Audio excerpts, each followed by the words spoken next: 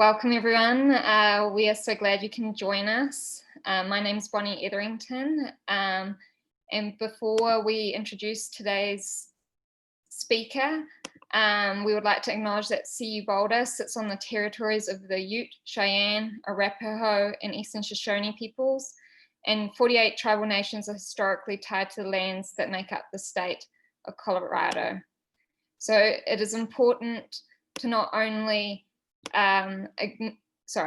it's critical not only to acknowledge but also to actively address the particular harms that settler colonialism and institutions who benefit from colonialism, including CU Boulder, perpetuate on Indigenous lands and peoples, especially in the context of this Mellon Sawyer seminar, where we are seeking to attend to more capacious humanities, arts, and science-based alliances for long-term ecological transformation. Simultaneously, we assert that such alliances must also acknowledge the socio-cultural, artistic, linguistic, and other strategies that Indigenous communities have used and continue to use to respond to intensive ecological disruptions. So we also want to thank our collaborative partners today. This program is generously funded by a Sawyer seminar on the comparative study of cultures grant from the Andrew W. Mellon Foundation. Additionally, we thank our institutional partners at CU Boulder, the Nest Studio for the Arts, the Natural Hazards Centre, the Centre for Native American and Indigenous Studies, and the Art and Art History Department.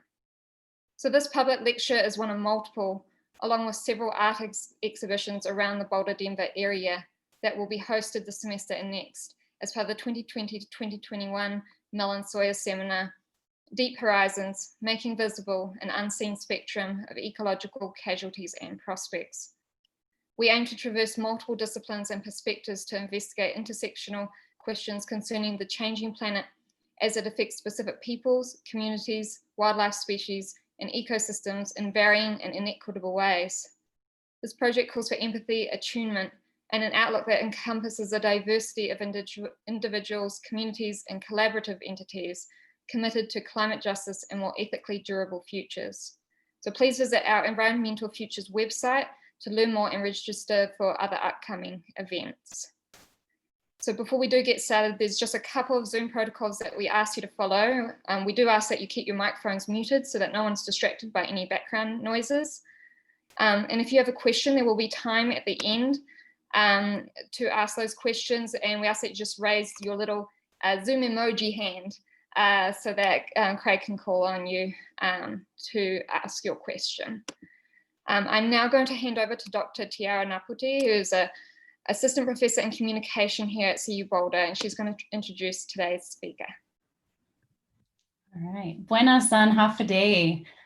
I imagine you are all responding with a warm hafa day.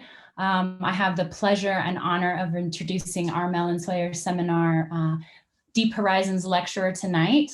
Dr. Craig Santos Perez sent me his bio and gave me some liberty to add a little, so I did.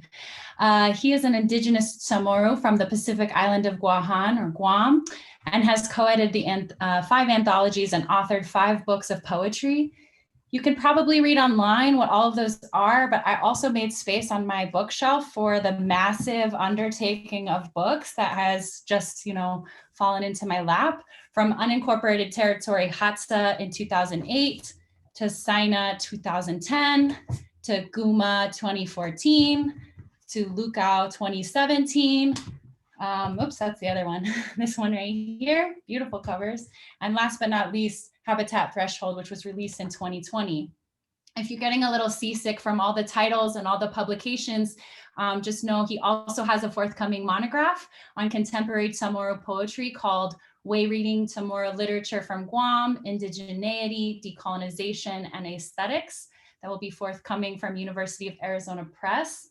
I may seem like a super fan, but in part, I think it's just because of the broad expansiveness of Dr. Perez's work that kind of really reaches me, and I know a lot of others, through the way that he talks story and really gets at the important issues of our time.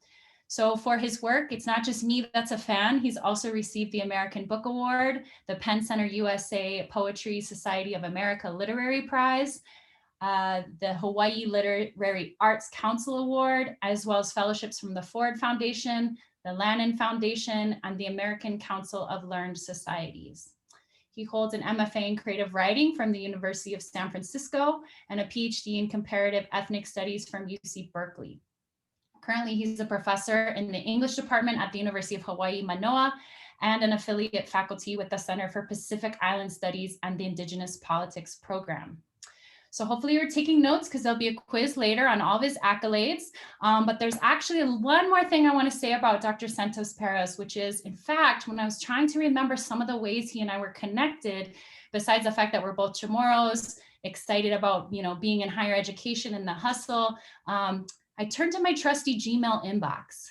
And if you'll allow this brief pause for a moment for me to share, I found an email, one of the first emails we had exchanged, actually back in like 2010, 2011. I had requested on some random website called Achoti Press, I had requested to be on a mailing list. And this person, Craig Santos Perez, responded almost immediately. And first of all, the side story is, why do I still have an email maybe from 2010, 2011 in my Gmail inbox? So my goal is to get down to 0 unread emails, or, you know, for another time. But what I thought was really cool about his response to me was that he introduced himself, was very humble. He didn't really mention any of the books that he had published or anything like that, but he said, you know, I had to Google you, Tierra, because there's so few Chamorros in PhD programs. And he was really generous with his time, asking if I was in contact with other folks from the Pacific, other Chamorros, and that perhaps we know some of the same people. It's pretty cool because it turns out, Hungan, yes, we do know a lot of the same people. A lot of our connections across Oceania also connect with us with places that we're at in Turtle Island and around the world. But it also turns out, if you have an inbox anything like mine, when you're searching for Craig Santos Perez, you might get a Gmail result message that says simply, some messages in your spam folders match your search. And I was like, what are the odds that when looking for something to connect me with Craig, spam would come into play? So tonight, you know, I don't know if he's going to be really talking to us about spam, but if you have a chance to peep his work, you should definitely know about his connections as the spam captain. But tonight we're going to hear from him on a really important topic, and I know from the title alone, I'm really excited to be with you in this space. It's called Beyond the 10th Horizon: Sensing Ecological and Human Interconnections Through Pacific Islander Eco-Poetry. So please join me in some snaps and some claps, welcoming Dr. Craig Santos Perez. Viva. Hauʻofa day. Aloha, everybody. Thank you, Tiara, for that awesome introduction. I can't believe you still have one of my emails from 2010. And, you know, it's nice to hear that we still have those spam connections. Of course, what Tiara didn't mention, that all of us Chamorro scholars are related. So she is my cousin, but she's too ashamed to admit that, I bet. Thank you as well, Bonnie, for the invitation and for organizing my visit. It's great to be here and to meet with your seminar yesterday. Thank you to all the faculty who organized this wonderful seminar. It was just really a profound experience to engage with everybody yesterday and to put together this presentation for you today. I want to also acknowledge the Ute, Arapaho, Eastern Shoshone, and Cheyenne peoples. And of course, I'm zooming from the island of Oahu, so I also want to acknowledge the Native Hawaiian people whose lands from which I am living on today. Thank all of you for coming out to this seminar. I see a few friends in the house, and I'm very thankful to be part of this and to share some of my research. The presentation I'm going to share today is honestly was inspired by the seminar theme itself, and it really spoke to me in a deep way. And so this is not anything that I've written about before. It's completely new. So I have a lot of questions that I will extend to you. So I hope at the end we can engage in a conversation. And I would love to hear all your thoughts and learn from all of you as well. So let me share screen to my PowerPoint. Okay, can you see that okay? All right. I did change the title a bit. Beyond the 10th Horizon: Seeing/sensing militarized ecologies and solidarities through Pacific Islander poetry. A lot of my research focuses on the Pacific and literature. And so, I really wanted this presentation to speak to several poems that I love. So I will be sharing some poems, not of my own, but of other Pacific writers that I admire. Now, as I read the seminar description, I thought about this idea of the 10th horizon, and that's actually a concept from a well-known Pacific scholar named Epeli Hauʻofa. And he wrote two, really his most well-known essays, Our Sea of Islands and The Ocean in Us. And in both these essays, he tries to articulate an oceanic identity that counters the colonial representations of the Pacific as these small, distant, insular, insignificant islands. And so instead of the Pacific as a scattering of islands, he actually sees it as a sea of islands, and what he also calls Oceania. And so in the essay, he talks about how oceanic identities are identities that are interconnected, they're vast, they're global, and instead of being all separate from each other, that it's the ocean that connects us. And it's a really inspiring essay, and it was written at a moment in the Pacific that was really involved in decolonial struggles as well as sovereignty issues. And so, he wanted to propose a new identity for us that would be empowering and worlding. And so the idea of the 10th horizon comes from the latter essay, where he writes, quote, "The theme for us to pursue is the ocean and the interactions between us and the sea that have shaped and are shaping so much of our cultures. From there, we can range beyond the 10th horizon, secure in the knowledge of the home base to which we will always return. And taking a cue from the ocean's ever-flowing and encircling nature, we will travel far and wide to connect with oceanic and maritime peoples elsewhere. We will show them what we have and learn from them different kinds of music, dance, art, ceremonies, and other forms of cultural production. We may even together make new sounds, new rhythms, new choreographies, and new songs and verses." And so, reading the theme of the seminar, Deep Horizons, made me immediately think of this passage and the idea of Oceania as a form of deep horizons, as a form of interconnection. The next scholar that the theme kind of made me think about was a Samoan scholar named Albert Wendt, in particular his essay, Tatauing the Post-Colonial Body, from the same era. Tatau refers to the Samoan practice of tattooing. And in this essay, he compares tattooing to post-colonial Pacific literature, in the sense that Samoan tataus mark the body with genealogy, with certain cultural symbols, with various relationships that one has to place and culture. And so he kind of sees the tatau as a visual ancestor of Pacific literature. And he's a poet and fiction writer. In this essay, he has this wonderful quote where he describes the concept of va. He writes, quote, "Va is the space between, the betweenness, not empty space, not space that separates, but space that relates, that holds separate entities and things together in the unity that is all, the space that is context, giving meaning to things. The meanings change as the relationships, the context change. To cherish, nourish, nurse, care for the va is crucial in communal cultures that value group unity more than individualism, who perceive the individual person, creature, thing in terms of group, in terms of va or relationships." And then the same essay, he points to how the word vasa means ocean, comes from the words va, space, and sa, sacred. And so, of course, this made me think of the va as dense horizons, in the sense that horizons are made up of these relationships that are deep and vast, of course, but they're also dense in the sense that they speak to our entanglements and our webbed interconnections. You can see the photo here is of a new book on Samoan tattooing, which I recommend for those who are interested. in visual culture, you could see the total on the body here. It marks, I believe, the density of these relationships, or what I'm calling dense horizons.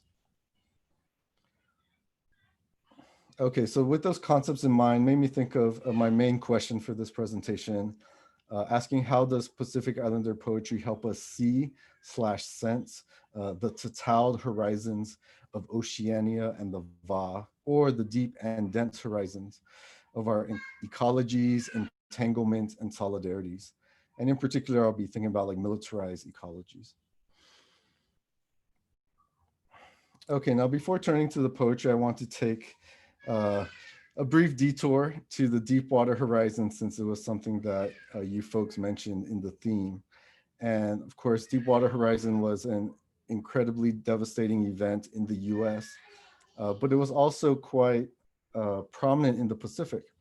And even though the Gulf of Mexico is quite far from the Pacific, it became news here because the Deepwater Horizon was actually a vessel registered to the Marshall Islands registry.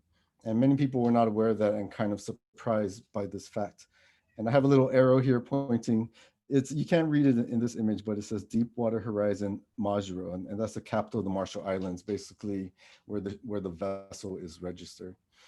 Now, this is a pretty common practice for vessels, ocean-going vessels, to be registered in different countries, often referred to as flags of convenience, or FOC. And basically a lot of, whether it's these drilling rigs or container ships, fishing ships, super yachts, cruise ships, they're often not registered in the country in which they are owned. There are many sovereign countries around the world that have open registries that allow foreign owned vessels to register in their countries. And surprisingly, the three largest registries in the world are Panama, the Marshall Islands, and Liberia. And about, the last estimate I saw was about 40% of the entire tonnage of these ocean-going vessels are registered just in these three countries. Other countries that registers are also small island nations in the Pacific, as well as in the Caribbean, such as the Bahamas. Many of these vessels register in these countries because it's a lot cheaper. It's sometimes easier, you could do it online. And then there are less regulations, less tax regulations, less environmental regulations, less labor regulations. So there's a lot of sketchy things that go on through the flags of convenience, kind of maritime legal instruments, and they're very controversial. Okay, so that's one kind of deep, dense connection, between the Gulf and the Pacific. And since we're talking about the Marshalls, that's kind of the first place I want to come back to. The Marshall Islands, sovereign Pacific nation in the part of the world called Micronesia, which is pretty close to Guam, not too far. And the militarized ecology I want to focus on is the legacy of nuclear testing. And from 1946 to 58, the US tested more than 60 nuclear weapons in the Marshall Islands. As probably some of you are aware of, in addition, they stored a lot of nuclear waste in the Marshalls. And that, as you can imagine, caused just massive environmental damage, both to the islands as well as to the people of the Marshall Islands, who were both displaced from their homelands as well as exposed to radioactive fallout. This legacy led to nuclear-free and independent Pacific movements. So there's a lot of activism during these times in the decades after and continuing today to create a nuclear-free Pacific. The Marshall Islands, while being a sovereign nation, does have a compact of free association with the United States. So still has a relationship with the US, allowing the US to use its islands as military bases. And then, the US gives aid and other benefits to the Marshallese people. Now, the first poet I want to share is one that some of you are aware of. Her name is Kathy Jetno-Kijner, an amazing Marshallese poet, author of a book, Iep Jaltuk, Poems from a Marshallese Daughter, published by the University of Arizona Press. And the poem I want to share is called History Project. And all the poems I'm sharing today are actually on video because I know a bunch of folks are visual culture scholars. And so what I'm going to do, I'm going to switch over and grab this video. Okay, let's see. And here we go.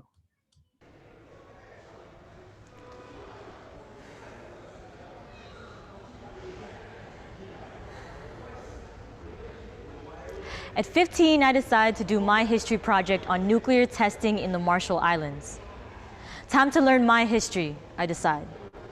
I weave through book after article after website, all on how the US once used my island home for nuclear testing. I sift through political jargon, tables of nuclear weapons with names like Operation Bravo, Crossroads, and Ivy. Quotes from generals like, 9,000 people are out there. Who cares? I'm not mad at all, really. I already knew all of this. I glanced at a photograph of a boy, peeled skin, arms, legs suspended, a puppet, next to a lab coat lost in his clipboard. I read first-hand accounts of what we call jelly babies. Tiny beings with no bones. Skin, red tomatoes. The miscarriages gone unspoken. The broken translations. I never told my husband. I thought it was my fault. I thought there must be something wrong inside me. I flipped through snapshots of American Marines and nurses branded white with bloated grins, sucking beers and tossing beach balls along our shores. And my islander ancestors, cross-legged before a general, listening to his fairy tale about how it's for the good of mankind. To hand over our islands, let them blast radioactive energy into our lazy-limbed coconut trees, our sagging breadfruit trees, our busy fishes that sparkle like new sun, into our coral reefs, brilliant as an aurora borealis woven beneath a glassy sea. God will thank you, they told us. Yeah. As if God himself ordained those powdered flakes to drift onto our skin, our hair, our eyes, to seep into our bones. We mistook radioactive fallout for snow. God will thank you, they told us. As if God's just been waiting for my people to vomit all of humanity's sins onto impeccable white shores, gleaming like the cross burned into our open, scarred palms. At one point in my research, I stumbled along a photograph of goats tied to American ships, bored and munching on tubs of grass. At the bottom, a caption read, "Goats and pigs were left on naval ships as test subjects. Thousands of letters flew in from America protesting animal abuse."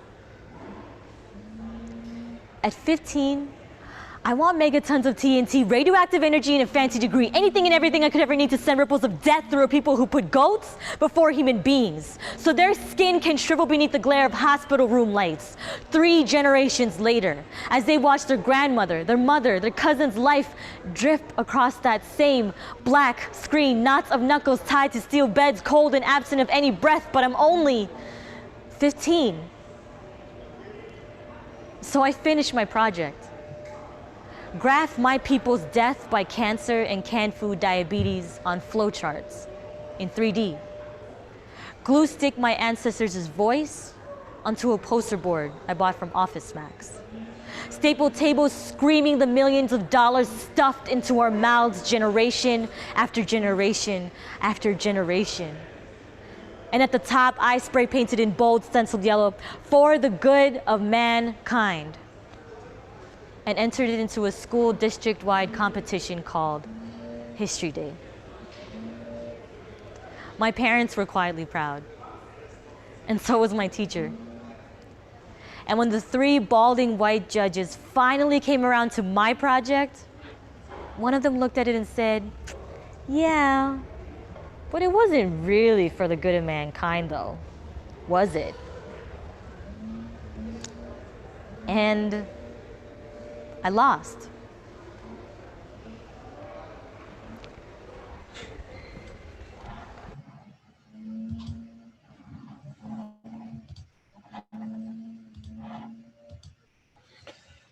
As you can see, very powerful poem. And, you know, just a very, very devastating poem, in my opinion. Okay, from the Marshall Islands, I want to travel now beyond their reef to the next horizon, which is Guam, as I mentioned. Not too far from the Marshalls, and one of the ways that we are connected is that Guam was actually downwind from these nuclear tests. And, you know, as I mentioned yesterday, I know you folks in Colorado are also considered downwind from some of the nuclear tests in the Southwest. And so this nuclear legacy is, you know, one of the horizons through which we are connected. In Guam has been a US territory since 1898. Like the Marshall Islands, is also a militarized place. You can see the map in the middle here. The darker reddish colors are the military bases on Guam, which is about 30% of our island is occupied by the US military. The military legacy has left a very profound toxic legacy as well. You can see this purple map shows all the different toxic chemicals, different parts of the island because of militarization. Now, one of the events happening on Guam over the past about 15 years was a proposal for a new military buildup, which would transfer thousands of Marines from Okinawa to Guam and then add a live firing training range, a missile range, or missile defense system, I should say, and then other construction to the island. There's been protests against this buildup. Since that time, you can see some of the pictures here. One sign, I love our islands are sacred, not testing grounds, perhaps referring to the use of our islands as a military or nuclear testing. And then the picture on top is actually a recent one. You can see the kid is wearing a mask. This is happening during the pandemic. We're still protesting this kind of militarization. Tiara, and I see another friend of ours here, Rebecca Garrison, both of them have several published essays about the militarization and demilitarization movement on Guam, which I highly recommend. Now, the poem I want to share next is by a good friend of ours named Keisha Borja Kichiso Calvo. Her poem is called Reoccupation Day, AKA Liberation Day. It requires a little bit of context to what Liberation Day is. So, as I mentioned, Guam has been a US colony since 1898, and in 1941, it was actually invaded and occupied by Japan during World War II. And the Japanese military occupied the island for 3 years until 1944, July 21st, when the US returned and defeated the Japanese forces and then reoccupied the island. That day was cast as Liberation Day. So every year we have a big Liberation Day party on Guam. It's kind of a parade to commemorate this day. And so that's a little bit about the context, and there are demilitarization activists like Keisha and others who are trying to re-signify Liberation Day as Reoccupation Day to highlight the militarized aspects of US colonialism and to show that we are still occupied and that we have yet to be liberated. And maybe one last thing I'll share about this poem is that she actually performed it at a community hearing event in Guam back in, I think, 2010. So a while ago, where she used her 3 minutes of testimony on the military buildup to share this poem. Okay, so let me.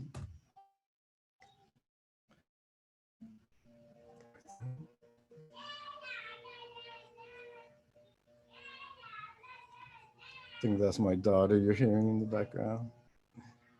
Okay, wait, give me 1 second.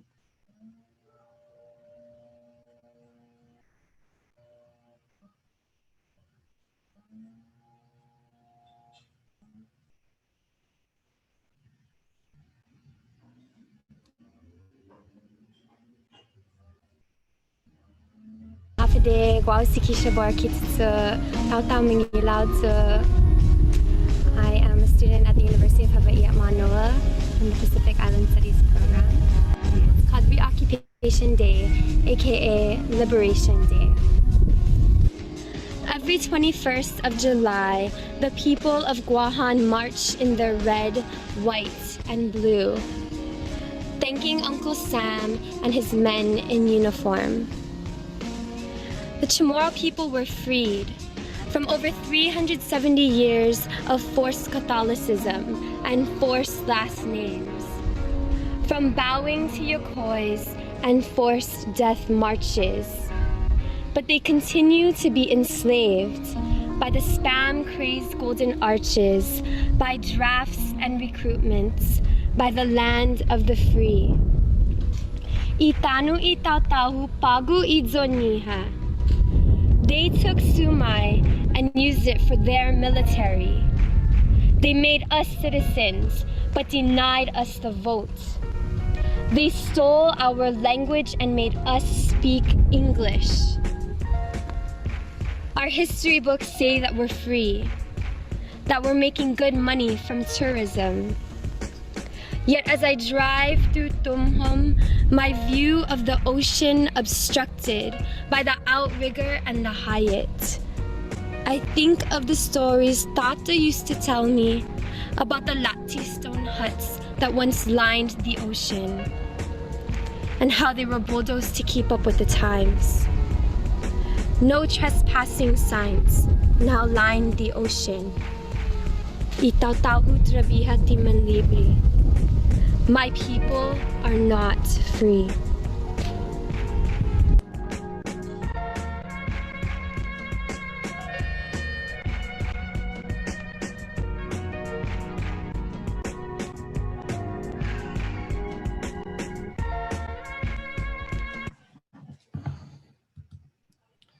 Another very inspiring poem.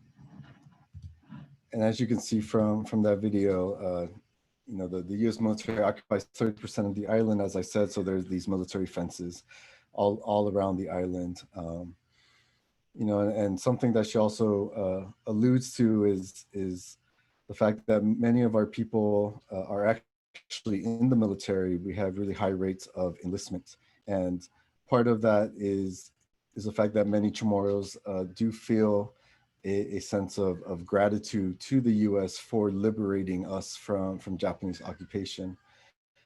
And so in my own family, for example, my dad was in the Army, and two of my grandfathers, one was in the Navy, one was in the Air Force.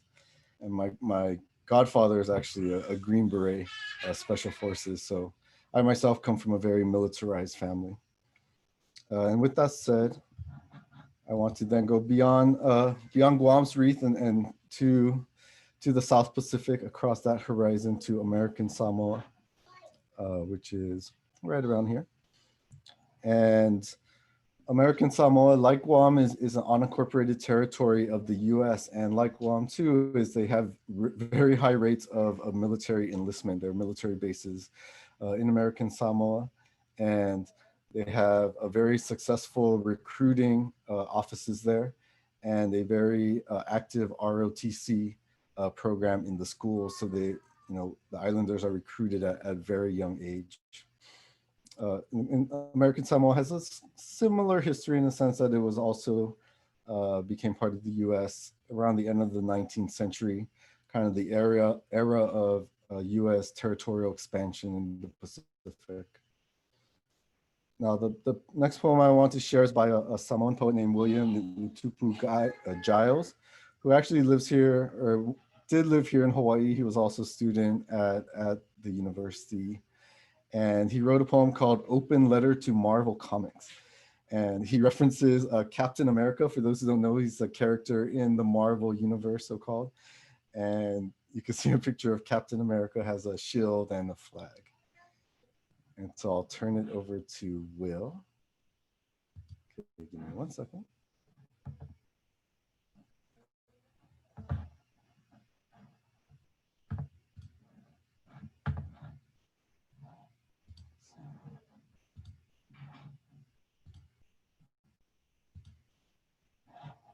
Okay, here we go. Open letter to Marvel Comics. I've always been confused about your flagship character, Captain America. As the most militarized nation in the history of the world, I don't understand how our mascot's primary weapon is a shield. I feel like he'd be more authentic if he walked with a nuclear missile stuffed into his tighty whities, or if he stalked around waterboarding terrorists with Diet Coke, or if he toted a bag of Big Macs to clog the arteries of his enemies. If the next Avengers movie is a prequel, and we travel back to 1492, would they call Christopher Columbus Captain America? Would his weapon be a flag infected with smallpox, or if it was set in Hawaii 1778? Would that American captain's name be Cook, his weapon a ship full of cholera? When I see that shield, I am reminded that 1 in 8 adult natives in Guam is a US veteran, that American Samoa has the top army recruiting station in the country, that Polynesian Islanders have the highest casualty rates in our armed forces. We are dying to belong. And I'm beginning to understand the metaphor of Captain America's weapon.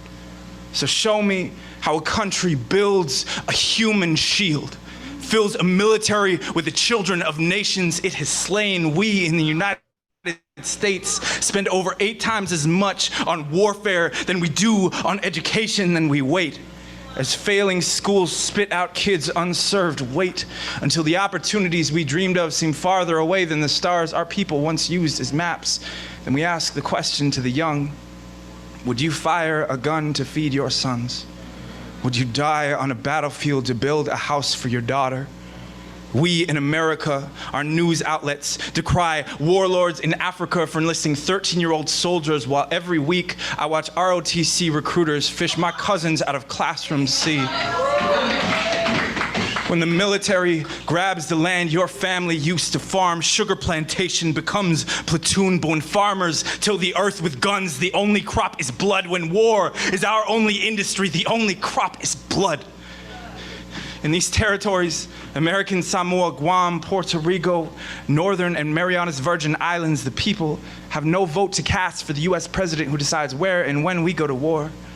So they are a shield with a lip but no mouth, no say what country it will be thrown into next. We are so much more than war's bone and blood fist, more than body-made bullet trap. I will show you how a shield given no voice can still grow teeth, still teach itself how to speak. We, survivors turned soldiers, we once and always will be warriors. We, as Captain America, when your shield, our people, decide our lives are worth more than the price of your citizenship, what will you hide behind then?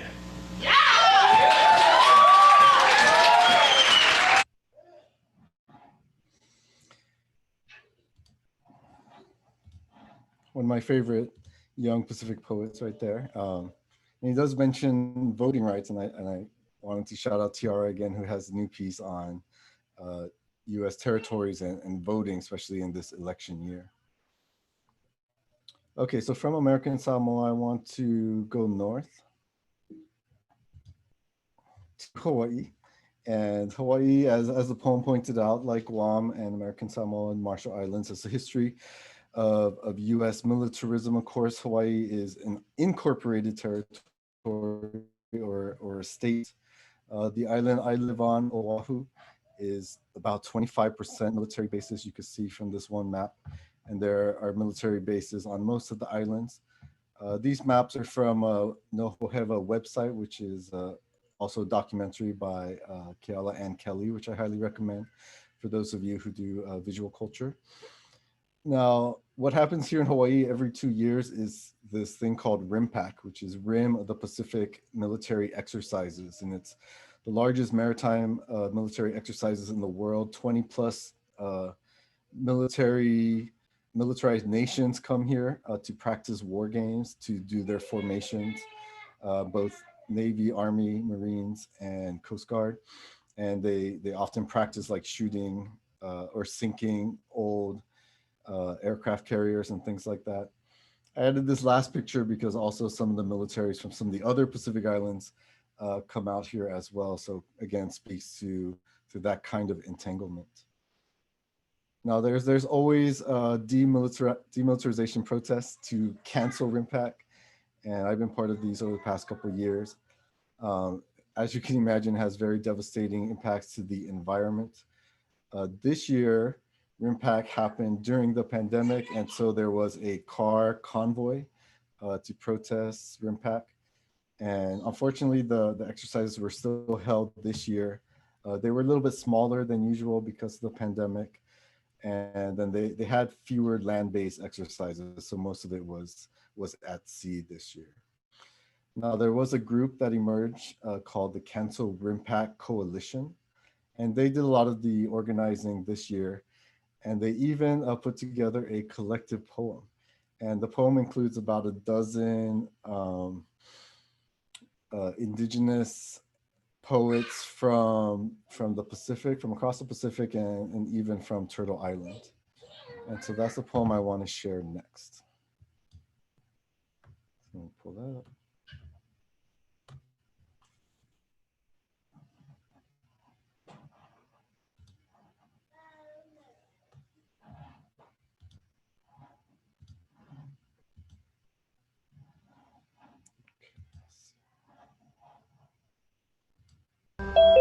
In a world without RIMPAC, Papa will bear down smiling through the pain of birth, no longer afraid of losing her child to bombs.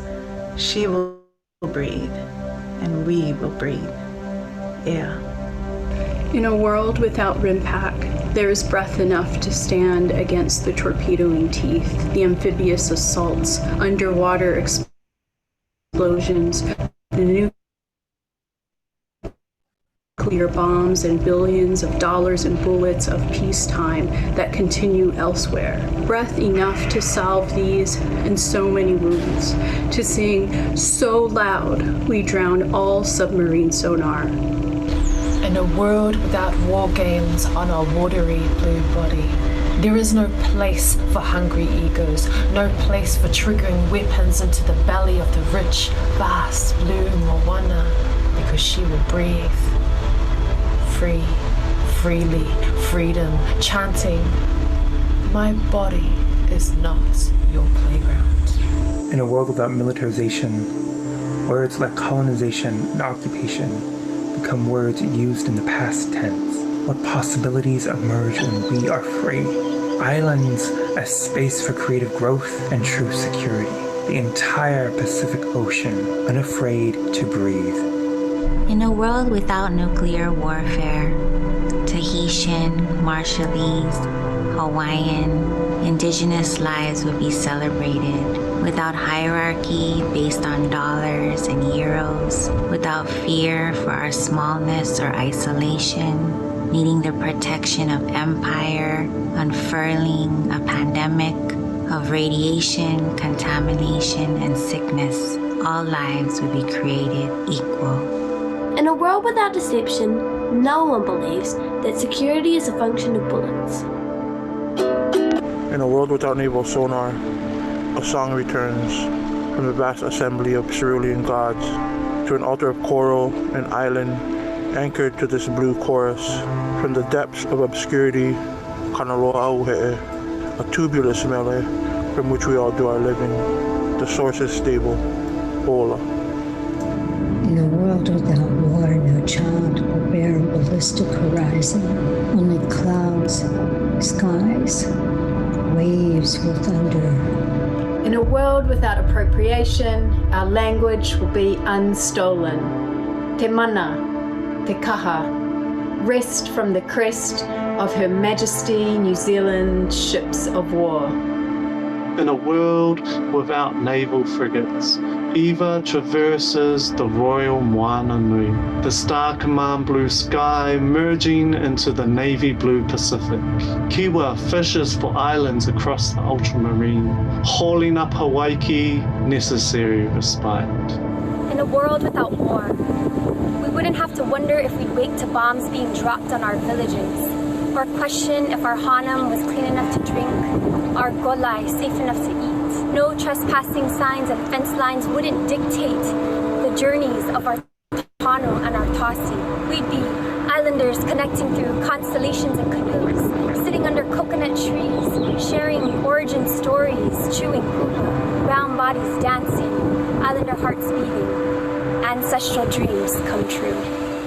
In a world without bombs, We honor generations of Ike. We seed forests of Koa. We stand in the malu of our sacred mountains, plant our ieve in the frigid waters. We stare back at Aina and see our reflections, kneel down and are fed.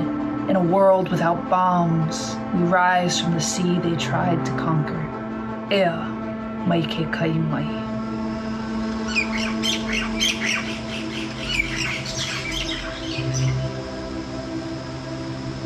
In a world without militancy, silk breaths line a room. Finally, she can breathe.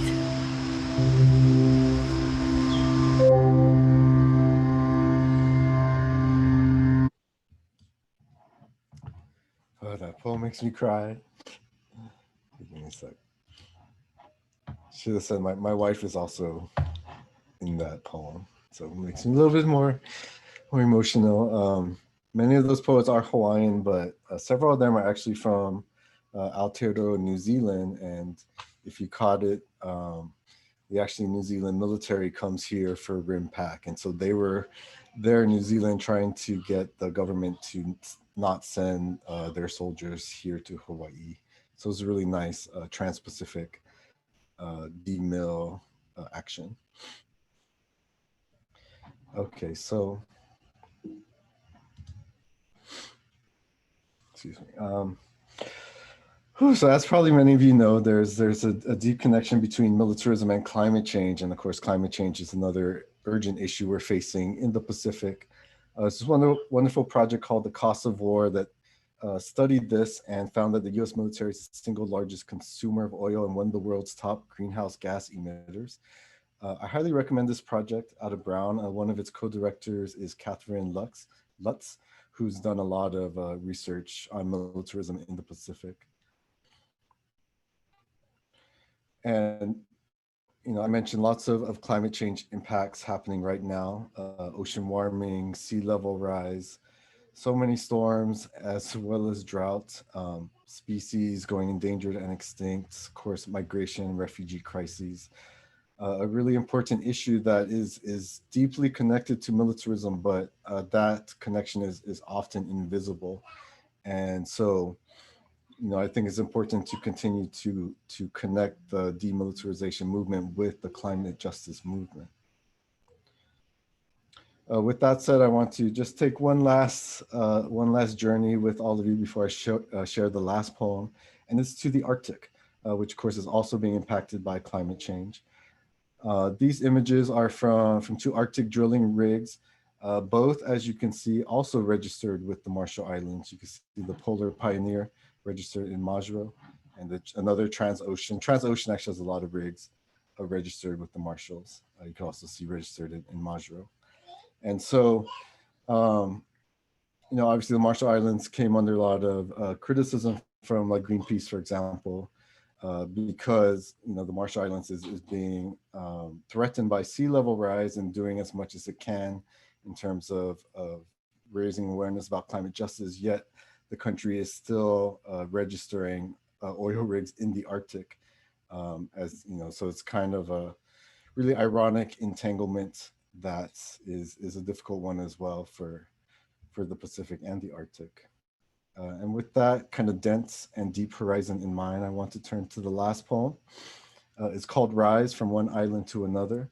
Again, featuring the Marshallese poet, Kathy Jetno-Kishner, and then also Inuk poet, Eka Niviana from Greenland. And they did this project as part of 350.org.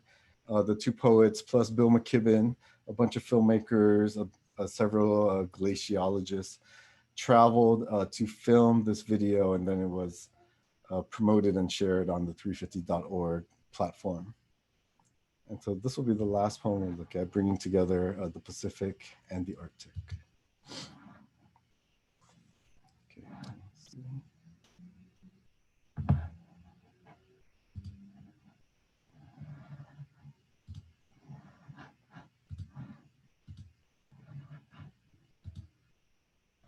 Okay, here we go. Sister of ice and snow, I'm coming to you from the land of my ancestors, from atolls, sunken volcanoes, undersea descent of sleeping giants.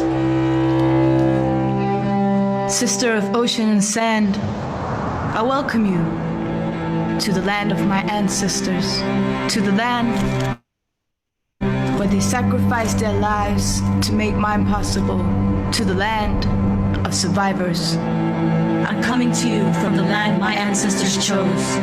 Ailankainat, Marshall Islands, a country more sea than land. I welcome you to Gadashliknunat, Greenland, the biggest island on Earth. With me, I bring these shells that I picked from the shores of Bikini Atoll and Brunette Dome. In my hand I hold these rocks, picked from the shores of Nuuk, the foundation of the land I call my home. With these shells, I bring with me a story of long ago. Two sisters frozen in time on the island of Buyai. One magically turned to stone. The other who chose that life to be rooted by her sister's side. To this day, the two sisters can be seen by the edge of the reef, a lesson in permanence. With these rocks I bring a story told countless times, a story about Sesuma Amna, mother of the sea, who lives in a cave at the bottom of the ocean. This is a story about the guardian of the sea. She sees the greed in our hearts, the disrespect in our eyes. Every whale, every stream, every iceberg are her children. When we disrespect them, she gives us what we deserve, a lesson in respect. Do we deserve the melting ice, the hungry polar bears coming to our islands, or the colossal icebergs hitting these waters with rage? From one island to another, I ask for solutions.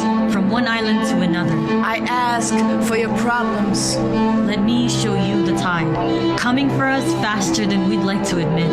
Let me show you airports underwater, bulldozed reefs, blasted sands, and plans to build new atolls, forcing land from an ancient rising sea, forcing us to imagine turning ourselves to stone. Can you see our glaciers grown with the weight of the world's heat? I wait for you, here on the land of my ancestors, heart heavy with a continuous thirst for solutions. As I watch this land change while the world remains silent. Sister of ice and snow, I come to you now, in grief. Mourning landscapes that are always forced to change. First, through wars inflicted on us. Then through nuclear waste dumped in our waters. On our ice. And now, this. Sister of ocean and sand, I offer you these rocks, the foundation of my home. May the same unshakable foundation connect us, make us stronger than these colonizing monsters that still to this day devour our lives. The very same beasts that now decide who should live, who should die. Sister of ice and snow, I offer you these shells and the story of the two sisters as testament, as declaration that despite what we are told, we will not leave. We will choose stone. We will choose to be rooted to this reef forever.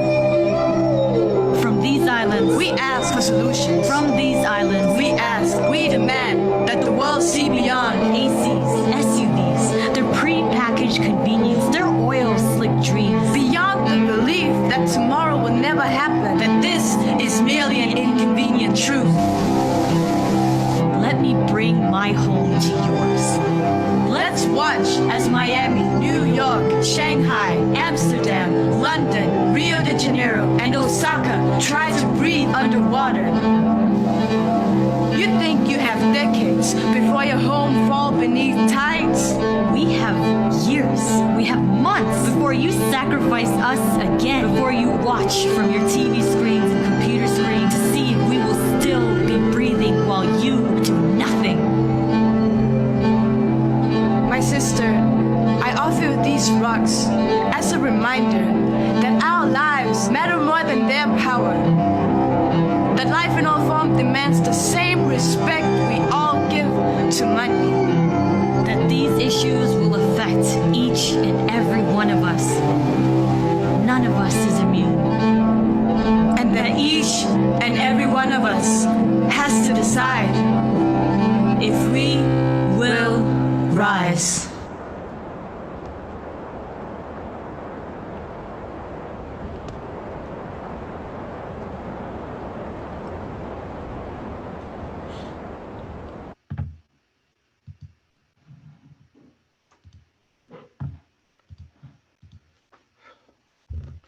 Well, thank you all for joining me on this journey from the Pacific to the Gulf of Mexico to the Arctic, thinking about our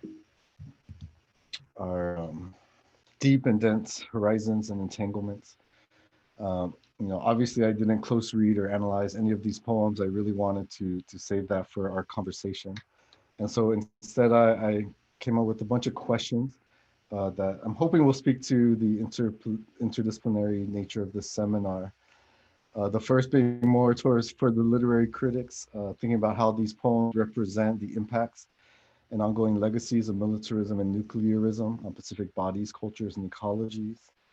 For the visual culture folks, curious to how the visual and filmic elements of the video poems express what you might see as a Pacific decolonial and environmental justice eco-aesthetics. For the indigenous studies folks, I'm curious as to what you think about how these poets articulate indigenous genealogies, identities, cultures, politics, environmental knowledge, and trans-indigenous solidarities. I know there's maybe some folks here from the disaster studies or hazard management. I'm curious if you see poetry or the humanities in general as a useful tool and healing/resilience practice in preparation or response to environmental and climate disasters.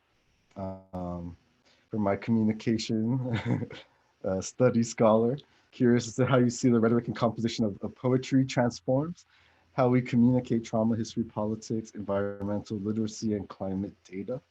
And I've actually attended the last two events in this series, so I would love to hear how folks might connect these poets to Z's idea of the abolitionist climate justice narratives, which I found really compelling, or Schlupe's ice as material witnesses and how we see ice, perhaps how we see islands as well would be one interesting connection. So I'll come back to these questions, but I just wanted to say Saina Ma'asi for listening to my talk today and for allowing me to share these wonderful poets and poems. Many of them are my friends or former students, so I always get a really deep joy to share their words with other folks. And so with that, I'll turn it back to Bonnie and looking forward to our conversation.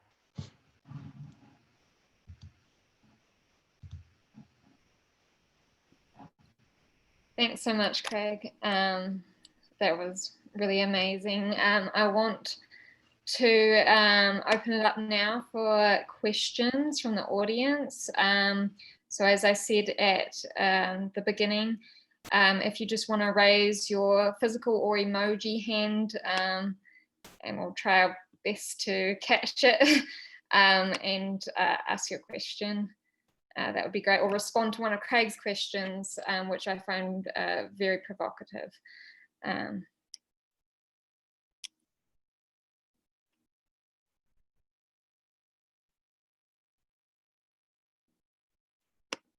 I might have one myself to get us going, if that's okay. All right, so I'm thinking about your last question, connecting these video poems to these concept of abolitionist climate justice narratives. And I know you've used the term critical solidarity before, and I'm especially thinking about the last two poems, which were both created collectively or collaboratively. And so I'm wondering if you might be able to define perhaps what you mean by critical solidarity, what it means for you, if that's what you're thinking about when you see these poems and their collective construction, and yeah, how you might see that connecting to these abolitionist climate justice narratives. Sure, thank you. And I want to hear how you see them connected as well. Yeah, I definitely just in terms of critical solidarity, several of the poems I've shared either are literally, several poets together coming into collaboration and expressing solidarity, or as we saw in the Captain America poem where he's, naming these different militarized places, which I think is another form of solidarity. And he even goes, all the way to the Caribbean, Puerto Rico, and the US Virgin Islands to connect that kind of US militarism across these two spaces. And of course, I see that connecting to Albert Wen's idea of the wrought as well, thinking about, how we need to nourish these relationships and we need to see and make visible and sense these connections across the Pacific, to the Arctic, to the Caribbean, and so on. And so, I think the collaborative nature is very powerful. Having this chorus of voices, to me, is really meaningful. In terms of of Z's work, I did find it interesting when she talked about the North Pole film, which is also had a kind of chorus of voices advocating for both climate and racial justice.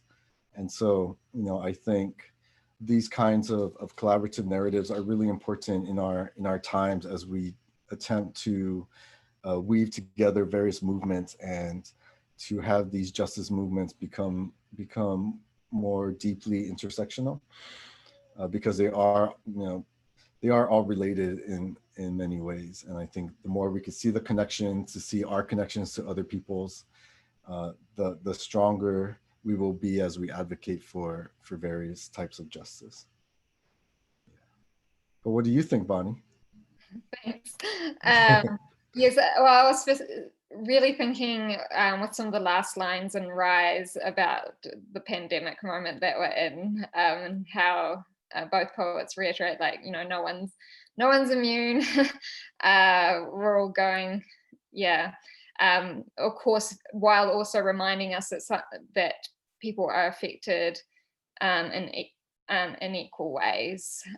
So I thought in our particular moment, those lines really illustrate how we must navigate these solidarities, attending to those inequalities.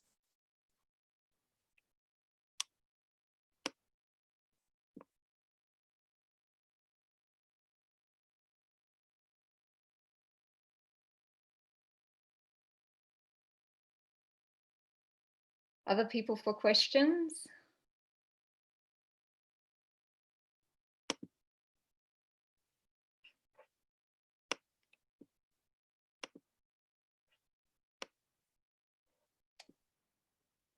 Bonnie, I'm sorry, I'm having trouble finding where the hand raising function is. So maybe others are too, but I would like to ask a question. Thank you so much, Craig, for this just beautiful talk. So inspiring and so insightful. I guess, I'm thinking about this notion of horizons and how you've so eloquently brought this into your talk. And I'm thinking about in your own poems, I've seen, several times in the small selection of poems, we've seen this idea of horizon of care. And Bonnie, a couple weeks ago, she introduced us to this article, Radical Care, Survival Strategies for Uncertain Times by Hobart and Neese. And, it's this idea that, a kind of tying care to social change or to social struggles and movements, and that this must involve solidarity and empathy, and really focusing on this idea of protection as protest, nonviolence. This is all something I see a lot of in your work against, militarization. Thinking about being custodians of the sea, for instance. And I'm just wondering if you can talk a little bit more about how you see your activism in terms of, care and this horizon of care. It's so evident to me, but I was just wondering if you could, elaborate a little bit more on that idea. Yeah, thank you so much for that.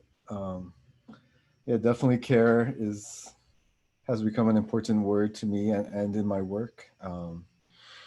have a poem in my new book that's titled Care, and it was written for a solidarity event here in Hawaii to raise funds for the Syrian refugee crisis. And the poem ends thinking about whether we will be able to carry each other towards a horizon of care. And I've been thinking about care, not only as an act and a feeling, but also as a horizon, as a place, as the destination that we will carry each other towards. And thinking about mutual aid as well, solidarity across difference.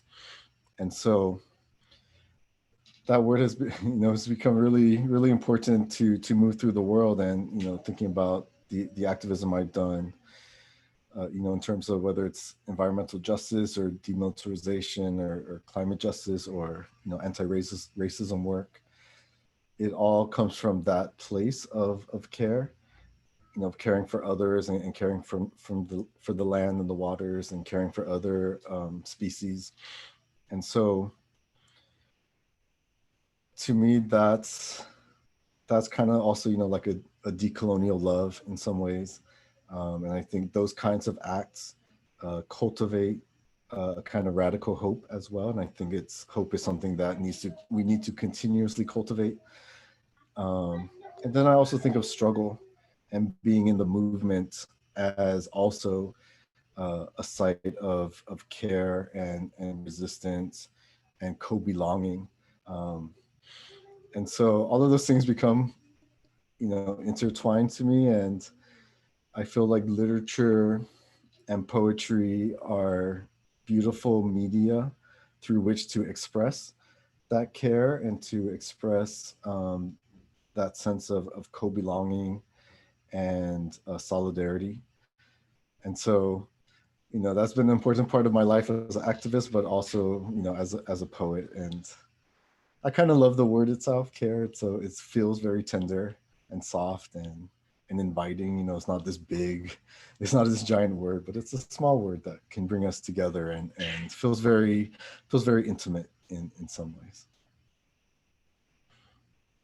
But yeah, thank you. Thank you so much. I have a question now from a student in the chat box, and I do see the two people that had or have their hands up, so I'll call on you next. I'll just read this question from a student, Madeline Job. She says, I want to say thank you so much, Craig. My audio on this device doesn't work, but to answer your second question, she's an MFA student in the painting and drawing area. I think that the last video struck me with the connecting of islands and people who have been historically erased by neoliberal fossil-fueled first policies. Also speaking to erasure and making visible, I love what is shown in the videos, especially that last one where parts of the earth, shells, rocks, ice, water, people are visualized, giving those things power and not showing the militarized weapons, infrastructure, etc., a move to erase those things. So thank you again for the clarity of your message. This has been an incredible, inspiring week reading your work and also hearing from you and other poets. Thank you so much. And I'm sorry you couldn't hear the audio, but I love how vivid the visuals must have been. And, thank you for pointing out the juxtaposition of, the various objects and images and peoples, I imagine. I haven't listened to or haven't watched the video without the sound, but maybe I'm going to try to do that just to have that experience as well. I think it is, I know many folks here do visual culture and arts, and I really appreciate folks sharing their insights on the poems.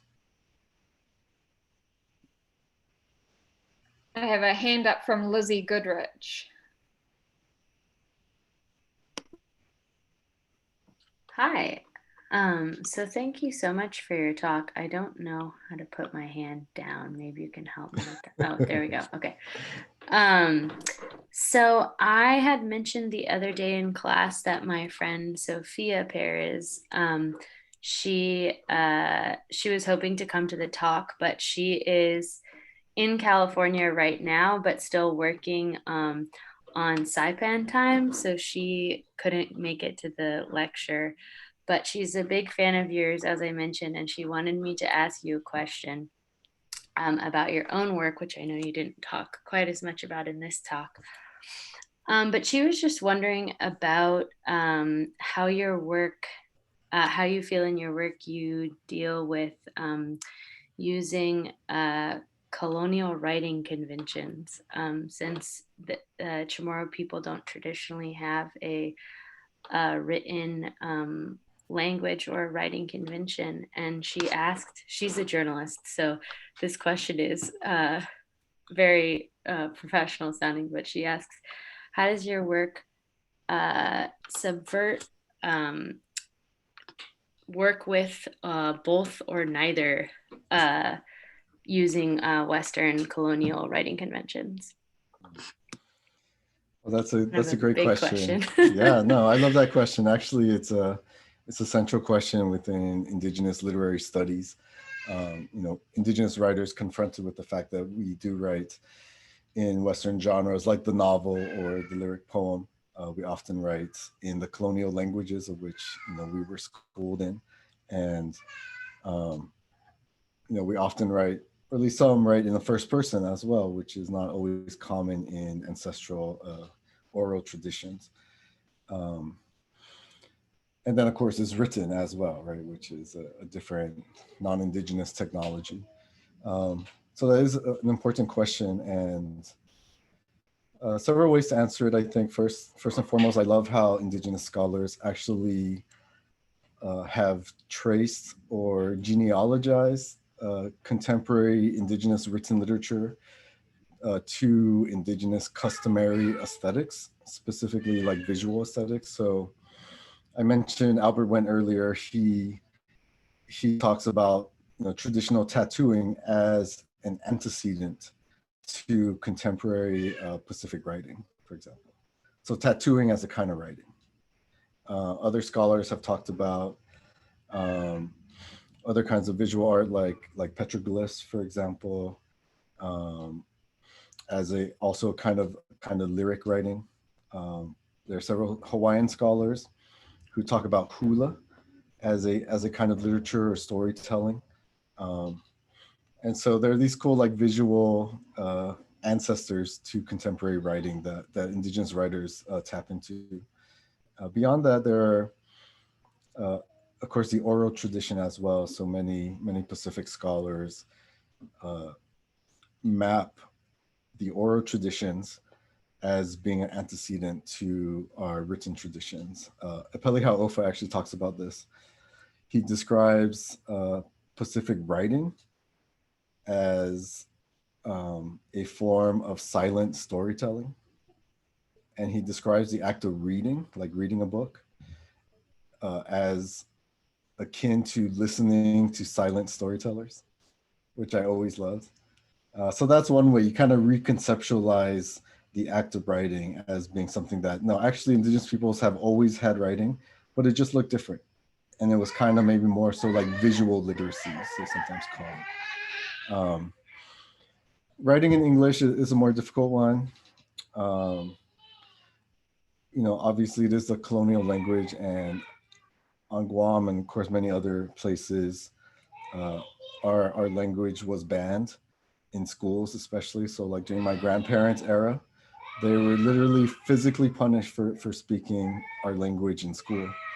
And so, over the generations, it became less and less prevalent, even in the households.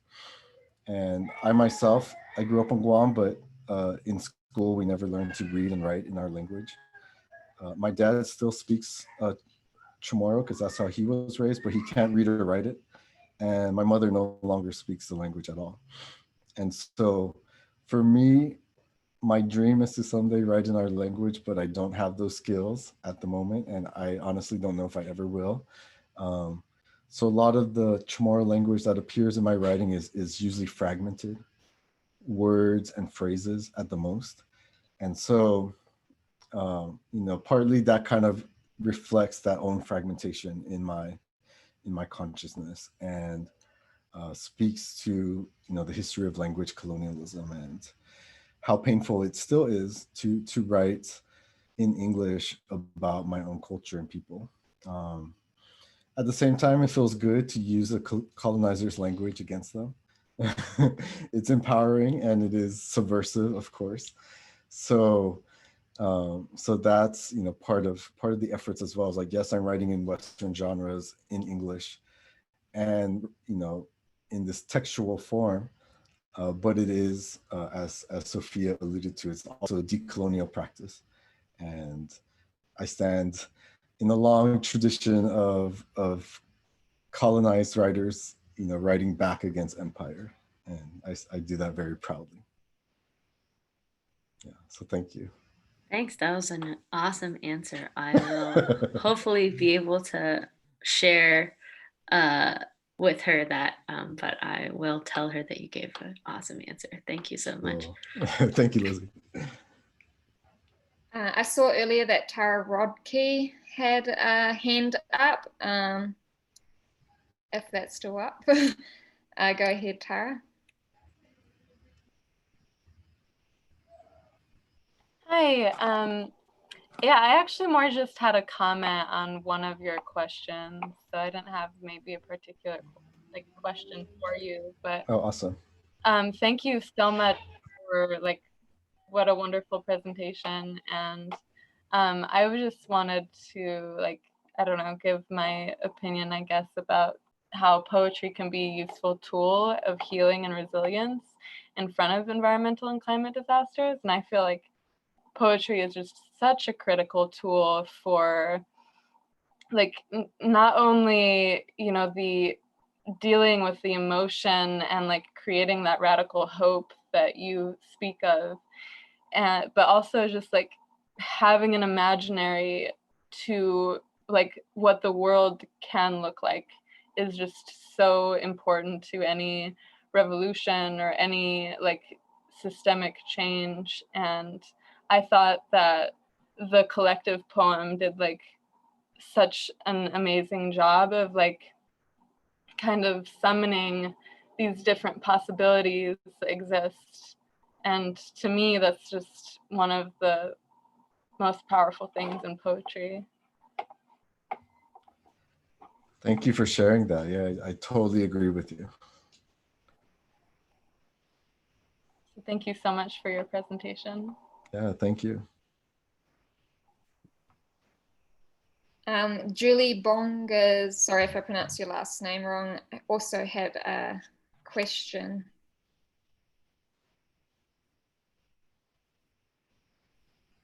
Okay, it's soft G, but that's okay. I noticed, and I think this was part of the intent of this, of what you put together, but I wanted to ask around it a little bit.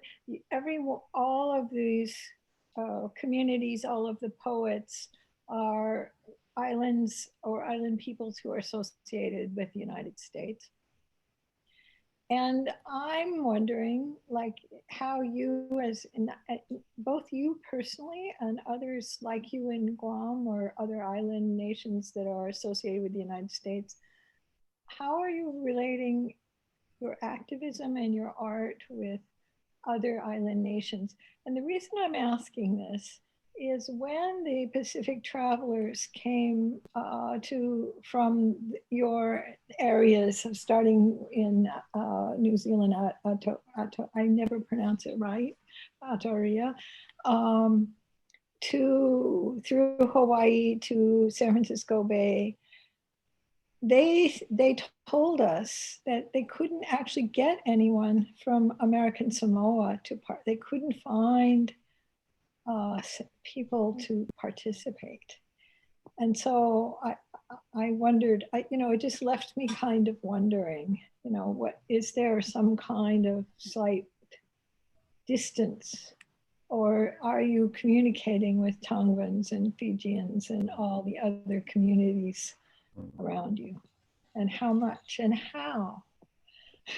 Yeah, that's an important question because the Pacific is so vast and varied, and as you note, has a very complicated political formations, right? There are territories, there are commonwealths, there are islands in free association, and there are several colonial powers still in the Pacific besides the US, you know, like France and Indonesia.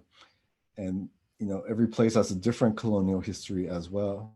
And even though there is an idea of Pacific Islander culture or Oceania, as Epeli Hauʻofa put it, there are also a lot of cultural differences, you know, despite our cultural similarities. So yes, there are a lot of divides between, you know, the so-called American occupied Pacific and other parts of, let's say, the independent Pacific. And you know, that differences can go down even to how fisheries are managed, for example, like something just very pragmatic. And so it's a difficult thing to navigate. And for me personally, I've been lucky to have been able to travel a bit, not everywhere, but to several places, and to connect specifically to writers and artists and activists in various parts of the Pacific. You know, so I'm in contact with folks in like Fiji and Aotearoa, Tonga. I'm editing an anthology right now, and you know, it was difficult to contact an author in Papua New Guinea because he doesn't have regular access to the internet. And so that's, you know, one difficulty as well. And so thankfully with the internet, that the Pacific is much more connected to each other. So it is a little bit easier to collaborate either on a literary anthology or even on decolonial activist projects. Bonnie has a wonderful essay looking at Hawaii and West Papua solidarity actions. And those are places in the Pacific that are very, very distant and different. But she's able to show in this work, you know, how they are connected and speaking to each other through poetry and expressing solidarity. So yeah, it's become, you know, there's a long history of interaction across the Pacific. It's a bit easier now, but there are still difficulties and political differences.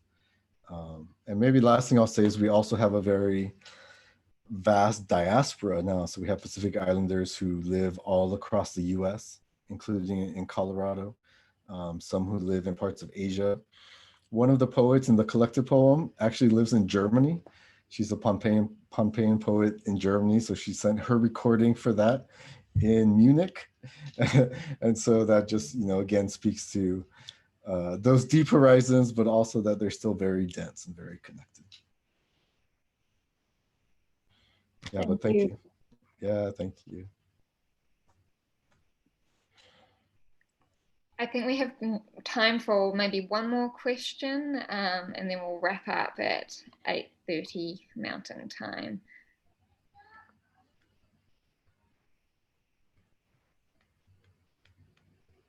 Hafa day, Craig. Situs Masi for your talk and for sharing all the wonderful pieces. I actually just wanted to know what you would recommend I cook my spam with tonight. Just kidding.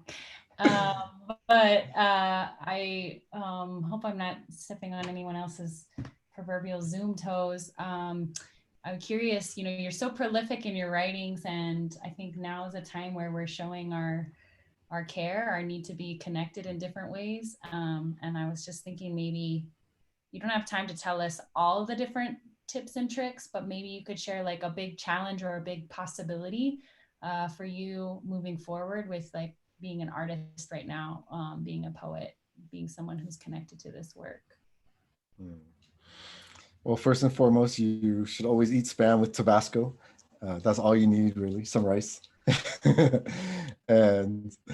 thank you for that question. Definitely, you know, now we've already been living in difficult times, and now there's a pandemic, and so it feels like everything is even more intensified and frightening. both my kids are home from school because school shut down. My wife and I are both working remotely from home, and it feels like there's not enough time between the kids and the dishes and preparing what to eat for dinner.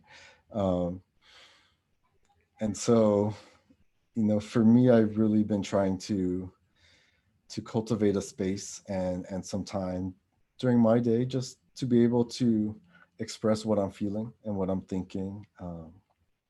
Usually comes out as poetry, so I am writing some poetry during the lockdown here in Hawaii, and you know, thinking about how the pandemic is impacting the Pacific and Pacific Islanders.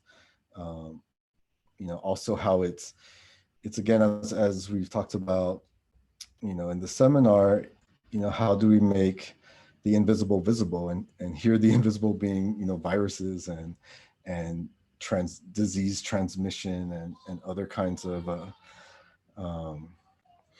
you know, pre-existing conditions that we might have, and you know, thinking about being socially distanced from those we love. I haven't been able to travel to visit my own family, so I haven't seen family in like 6 or 7 months. My kids haven't seen their grandparents in that same amount of time, and so it makes me really sad.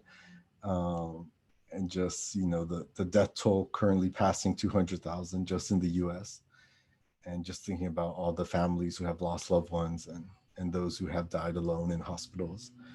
I feel like we all really need art and writing and the humanities to really reckon with our emotions, and to, you know, also express our empathy and sympathy for others who are going through difficult times. And so I guess my hope is that all of you will make some time for yourselves to write, or to draw or paint, or even maybe just to read a book or watch a film, you know, something that allows you to connect with your inner self, and hopefully from you know, the island within yourself, then to go beyond the reef of your body and to be intimate with the horizons that are all around us. And I feel like that can transform our lives and make us feel really connected to others and in solidarity with others, and ultimately lead to an ethics and activism of mutual care. So that's what I would say. And lastly, just thank you everyone again for inviting me to share some of this work, and for listening to the poems. And I know you folks are dealing with wildfires out there, and so I just wanted to offer you safety and aloha as you navigate these difficult times as well. Thank you so much, Craig. Really, really appreciate all the time you've spent with us, and for also connecting your talk to talks that have the two talks that we've already had, really speaking to the themes of the seminar in that way. And yes, I think you tied everything together better than I can. So thank you so much. So mahalo, saina ma'asi, take care of yourselves.